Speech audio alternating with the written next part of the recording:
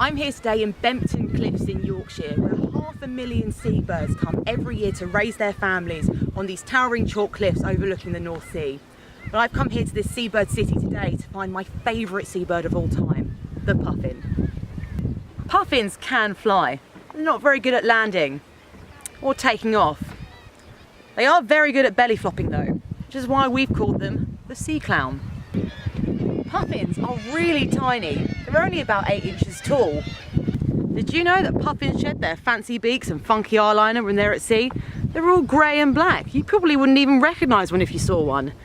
Guess you don't need to look fly when you're swimming though. Puffins are on the endangered species list. Seriously, not many people know this, but they're actually at the same risk of extinction as the African elephant. People think that in 50 to 100 years they could be completely extinct. So there you go. Now you know a little bit more about puffins and why they're my favourite seabird